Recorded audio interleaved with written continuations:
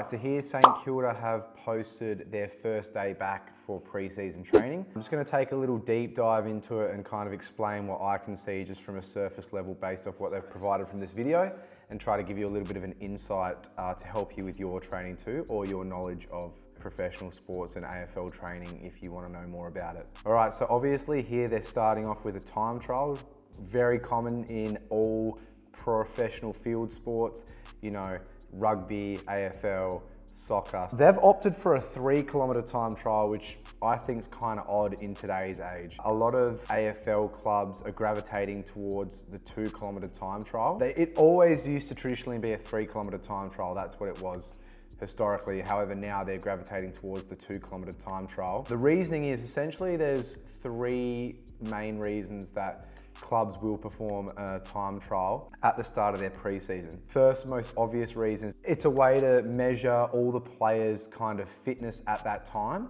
And so the more they train over the pre-season period and the deeper they get into that pre-season, heading towards the actual season, they can reflect on the original data and information they have, and then kind of judge whether training was successful, how much they've progressed or improved. And also, you know, it could even be used to look back at in case there's an injury or something like that. They can kind of look back and see if they've regressed in fitness or they've been struggling or anything like that. But essentially the 2 other main reasons for a time trial are, secondly, it's just to profile the athletes, their endurance profiles or fitness profiles essentially. You've got 2 types of fitness profiles for AFL players. You've got endurance-based profiled players and you've got speed-based profiled players. So as the names reflect, you know, endurance-based players obviously work better with endurance type running. So those longer duration efforts, they work a lot better with and they perform a lot better with. And the speed profiled players work so much better with, you know, short bursts of efforts, much faster work. And so why this is really important is because essentially back in the day, everybody was trained under the same kind of blanketed training. There was a one size fit for all. And what we've come to realize is that with this profiling, which a lot of work's been done by people like Gareth Sanford, he's pretty big in the field of profiling field athletes' fitness. With these 2 different categories of athletes, they will actually react to and adapt better to training that's more specific to their profile. So just quickly, an example of both to help you understand better. Let's say Charlie Cameron from Brisbane is a very speed-based profile athlete. So he's really fast and he's really good with those short bursted efforts. On the other hand, a hard-running midfielder such as Sam Walsh isn't as fast, doesn't perform as well with those short bursts. However, he can run all day and that's what he kind of does in the middle. He's just a bull in terms of endurance running. And so obviously, hypothetically, if you train Sam Walsh, not exclusively, but mostly with speed work, 1, he won't adapt as well to it, and 2, it'll be significantly challenging for him to recover from essentially. It will be absolutely taxing and draining on his body and his central nervous system.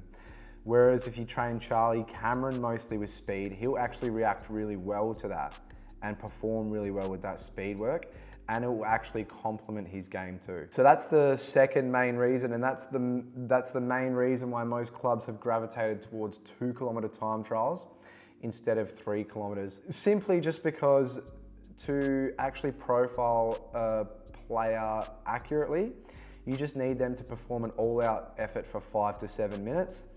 And of course, players can usually perform a 2K time trial at an all-out effort within that 5 to 7 minute range, which will provide accurate results to profile them appropriately. 3 kilometres is a little bit too long, but you honestly don't know why. There's a why behind the what essentially. Just looking from an outside-in perspective, you know, their coach is Ross Lyon, who's one of the oldest coaches in the competition, and he's been coaching since I think the late 90s as an assistant coach in the AFL system. So he's a bit of a hard nut. He's really been known for placing a heavy emphasis on conditioning, but also mental toughness. He's also had some coaches like Paul Roos who were actually quite aggressive coaches in terms of coaching mental toughness with their players. So honestly, he could have a preference for them to perform the 3K for that mental toughness. And you know, the sports science crew could obviously oblige with that and get whatever accurate results they need to kind of help them with prescribing training, running training and fitness training for the athletes. So that's a main reason. And the third reason I was going to mention is mental toughness. So the 3 kilometer test is for sure the worst kind of time trial you can do. It absolutely sucks. A 2K you can kind of just push yourself till the end, but a 3K you kind of almost have to have a strategy going into it, and it just sucks. It's the worst feeling at the end. So that's kind of the principle and philosophy behind them performing the 3K time trial to begin. Like I mentioned, a lot of clubs don't do 3K time trials anymore. There might be 1 or 2 other ones in the AFL. So they're quite a rarity, St Kilda. However, if it gets the job done, they get the information they need and the players get worked out pretty hard, then that's the main focus, obviously. You can see here as well, the players are absolutely cooked from the 3K. Not to say that they wouldn't be from the 2, but you can see there are some very fatigued and sore bodies and some struggling bodies there. So obviously, as you can see, they've just rolled straight into a field session where probably not going to be any really intense running. It will mostly just be some skill work, just getting back into the swing of things, and some top-up running just to try to add some volume to those legs early on in the pre-season. From training, they're rolling straight into their gym work, and as you can see, here's a player cycling. Players might not be able to run as soon as they return to pre-season training. It could be because of an injury, returning from an injury, returning from surgery, anything like that, maybe even some niggles. So that doesn't mean that they can't actually get their cardio in. They can just perform any off-feet conditioning that they can. So cycling, swimming, just upper body based cardio, stuff like that. And it can also be mimicked similar to running that the players are performing on the field. So it doesn't have to be too different. So here you can see they're starting off with some, hip extension. This is like a kind of activation exercise here. I don't really see the point in doing it, especially if they've just come from the field. The body is gonna be very quote unquote activated. The only reason I can understand it is if they're trying to reinforce some movement patterns or teach some movement patterns to the players.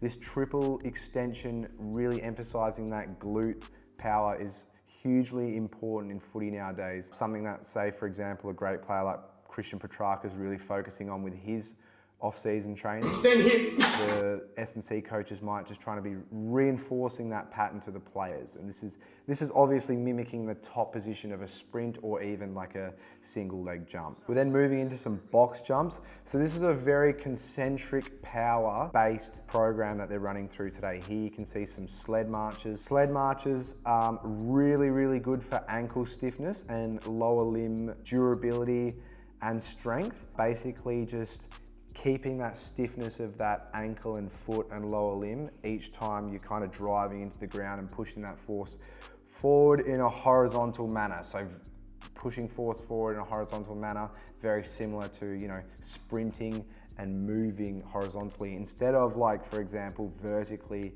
which you see a lot of training done, which is very similar to a jump. Yeah, the box squats are awesome because it's a great way to drive power and hip extension, but in a way that's not super fatiguing for the body. The eccentric portion of the lift isn't very intense. They're more so really focusing on that concentric portion. And always remember that the eccentric lengthening of the muscle, the eccentric contraction of the muscle, so usually the lowering phase of a squat, is actually the part of the squat that causes DOMS, delayed onset muscle soreness. So they're probably trying to avoid that just returning back to day 1 of pre-season. And you can really see from the video, they're driving super hard and powerfully, driving that hip forwards and up in space to move that weight up. Here you see a little bit more of that hip extension. Here they're really loading that unilateral one side of the hip. So they're really lowering deep, hinging hard into that single side of the hip, and then they're exploding out of it, which I actually really like that. It's really hard for some players to load their hips, so they're kind of teaching them that and trying to get over that learning curve here and teach them how to express force from that position, which you'll see a lot of the time getting ground balls or taking a hit low in a footy game. Very underrated kind of movement, and getting into the hip is really underrated. And here you can see they're just performing some box jumps. So exactly like I was saying before, zero eccentric lengthening of the muscles here. It's purely just a concentric explosion of force onto the box, and then obviously because they're landing high on the box, they don't have to absorb the force that they would if they were kind of jumping really high and then landing on the ground. So when you're speaking of athletics, box jumps were really demonized in the past because they were used wrong in athletics. So people would do 10 to 15 reps of box jumps, and that's just endurance training. Whereas here you can see they're probably working 3 to 5 reps, you'd imagine, and they're exploding up, holding, and then they're coming back down and basically repeating at a max effort. The main purpose they're performing these box squats is for max effort jumping and then not having to absorb the force that they would if they were to just jump in the air and land. So it's completely just for a power standpoint. Just looking at this, even though I don't know the rep ranges or anything like that, these box squats, box jumps, hip extension exercises, they're all probably going to be about 3 to 6 reps, no higher than that because they're specifically trying to work on power here. The sled march is obviously not the same case because they're working on that ankle stiffness, but yeah, overall you're looking at probably 3 to 6 reps with majority of the gym work shown in this video. I just want to touch base as well on why all these teams train in the gym after their sessions. Essentially, what people really forget with training for a sport, especially with amateur or semi-professional athletes, is you're training in the gym to get better at your sport. So you're not going into the gym to get better at gymming. That's the wrong philosophy and the wrong mindset and approach. You should be going into the gym to make yourself better at the sport you're performing.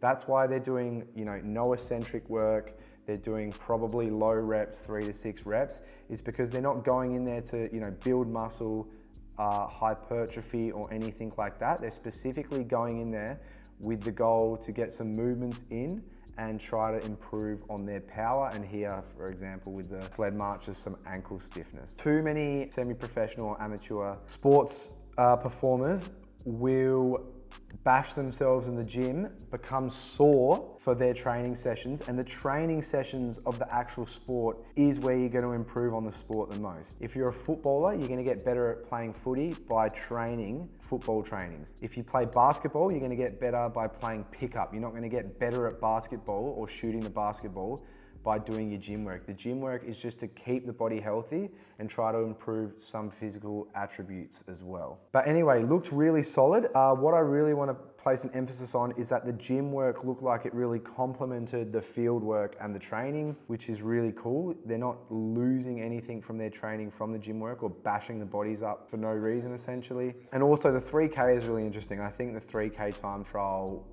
won't exist in a matter of time. I don't know how long, but I logically just don't see why they wouldn't do 2-kilometer time trials. But anyway, hope you enjoyed.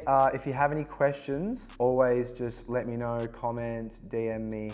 And if there's any other training videos of any athletes or sporting clubs you'd like me to analyze or review, just let me know, and appreciate the watch. Thanks. Subscribe if you want as well. Thank you.